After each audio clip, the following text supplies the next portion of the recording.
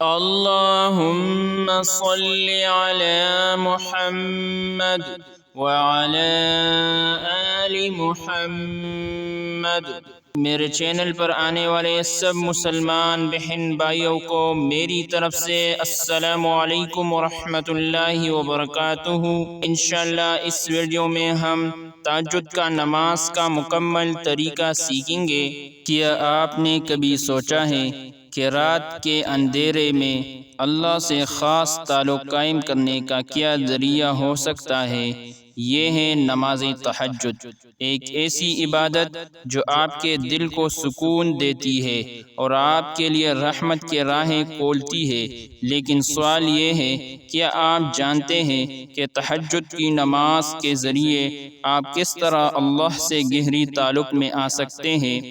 آج میں آپ کو بتاؤں گا وہ خاص طریقہ جو آپ کو ایک نئی روحانیت دے سکتا ہے۔ ویڈیو کو آخر تک دیکھیں تاکہ آپ بھی اس عظیم عبادت سے فائدہ اٹھا سکیں، کیونکہ تہجد کی ایک رکعت آپ کی زندگی کو بدل سکتی ہے۔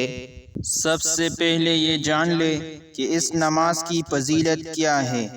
حضرت ابو ہریرہ رضی اللہ عنہ سے روایت ہے کہ رسول اللہ صلی اللہ علیہ وسلم نے ارشاد فرمایا، اللہ تعالیٰ ہر رات آسمانی دنیا پر نزول فرماتا ہے۔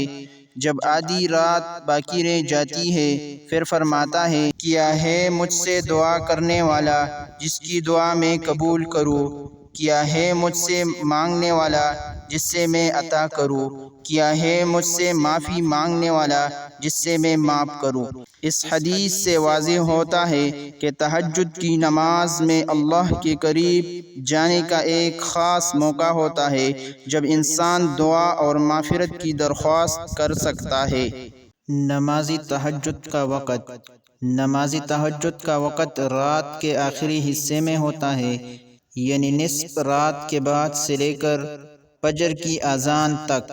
سب سے افضل وقت رات کا آخری تہائی حصہ ہے، یعنی رات کے آخری ایک تہائی حصے میں۔ فجر کے اذان سے پہلے تہجد کا وقت ختم ہو جاتا ہے۔ نماز تہجد کی صورتیں۔ نماز تہجد میں کوئی خاص صورتیں نہیں پڑھنی ضروری، مگر کچھ صورتیں زیادہ مستحب سمجھی جاتی ہیں، جن میں سورۃ المزمل۔ اس صورت میں رات کی عبادت کا ذکر آیا ہے اور اسے تہجد میں پڑھنا ایک اچھا عمل ہے۔ اگر آپ کو یہ صورت یاد نہیں ہے تو آپ اور صورت بھی پڑھ سکتے ہو۔ اگر آپ کو یہ ویڈیو پسند آئی ہو تو برائے کرم اس ویڈیو کو لائک کریں اور اپنے دوستوں کے ساتھ ضرور شیئر کریں تاکہ یہ ہمارے اور تمہارے لیے صدقہ جاریہ بن جائے، تاکہ آپ کو مزید ایسی مفید ویڈیوز مل سکے۔ جزاکم اللہ خیرا۔